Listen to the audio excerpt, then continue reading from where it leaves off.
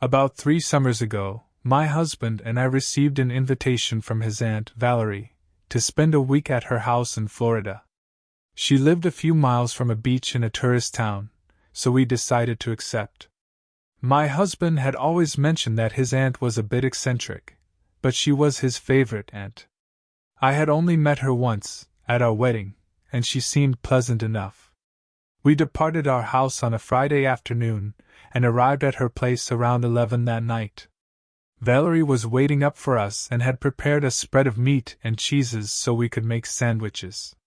While we ate, we engaged in conversation, and my husband, Tim, and Valerie reminisced. Despite only being a few years older than Tim, she had vivid memories of their childhood.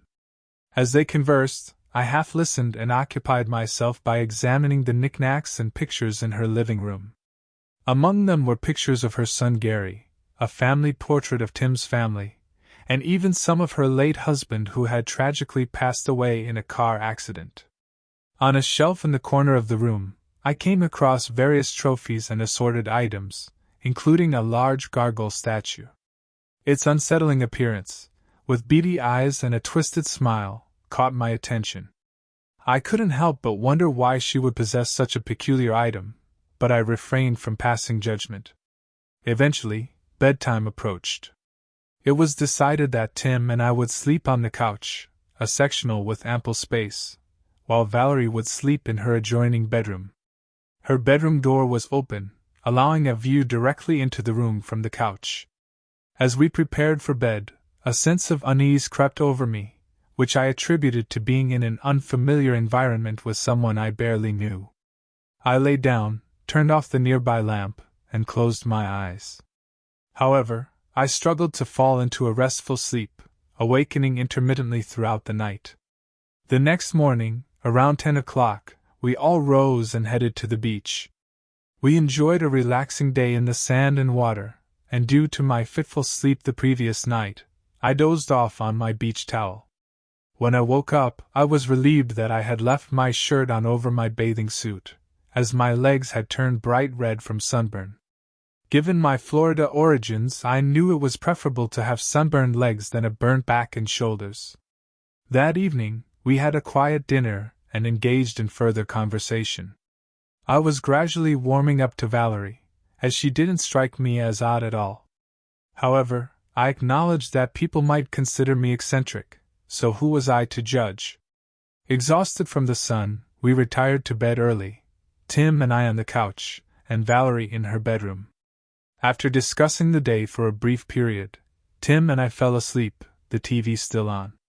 A few hours later, I woke up in complete darkness, momentarily disoriented. I realized I was in an unfamiliar environment, and tried to regain my bearings. I reached out to Tim, comforted by his presence beside me. As my eyes adjusted to the darkness, I noticed a faint green light emanating from the shelf where the gargoyle statue stood. Puzzled, I observed it for a moment, surmising that it might be some battery-powered decoration on a timer. While attempting to return to sleep, I glimpsed movement in the kitchen. Specifically, the light above the stove was on, and the refrigerator door stood ajar. I ventured over to close the refrigerator door, attributing its condition to the age of the appliances. As I settled back down on the couch, I noticed someone standing behind the portion where Tim lay sleeping. To my surprise, it was Valerie. I watched her for a while, uncertain of her intentions. Tim woke up, and I alerted him to her presence. He assured me that her behavior was not unusual, and led her back to her bedroom. As Tim returned to the couch, I inquired about her actions. He explained that she occasionally behaved this way and suggested it was nothing to be concerned about. Intrigued by the peculiar situation, I continued to observe the green light, which had now disappeared. My unease persisted, and I struggled to calm my racing thoughts. Suddenly, Valerie reappeared, standing at the entrance of her bedroom and gazing in our direction. My heart raced as I watched her. She walked toward the gargoyle statue, picked it up, and oddly, began petting it while murmuring softly. This bizarre sight unnerved me, and I strained to catch her words. Eventually, she returned the statue to its place and shifted her attention toward the couch. She started to approach, but then abruptly altered her course, heading instead to the kitchen. My anxiety escalated as I tried to gauge her movements without drawing her attention to my wakefulness.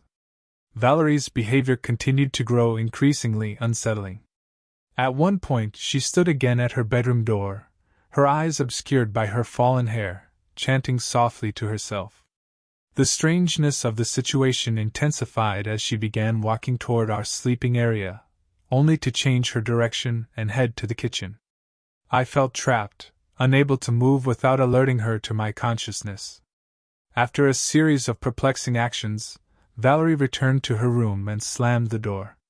Shaken, I insisted that we leave and spend the night at a hotel. However, Tim's reluctance, coupled with his cryptic explanation that his family had a unique ability to take control of a person after dark, convinced me to remain for the night. Fearful and sleep-deprived, I endured the night, anxiously watching for any further signs of Valerie's peculiar behavior. Morning brought some relief as daylight filtered into the room. I rose early, seeking solace in coffee and trying to process the inexplicable events of the previous night. When Valerie emerged from her room, she acted as though nothing had occurred, discussing plans for the day with casual enthusiasm. Perplexed by her obliviousness, I cautiously broached the subject of the previous night, only to receive a dismissive response. Concluding that I must have dreamt the entire incident, I reluctantly dropped the matter. The rest of the vacation passed with me opting to sleep at the hotel, avoiding Valerie's house during nighttime hours. Tim's explanation about his family's unusual abilities remained vague, leaving me with unanswered questions and lingering unease. Despite the unsettling experience, Tim's refusal to disclose more about his family's mysterious talents left me no choice but to accept his enigmatic response. Thus, I resigned myself to my own silence, unsure of what secrets his family harbored and what malevolent forces might lurk in the shadows.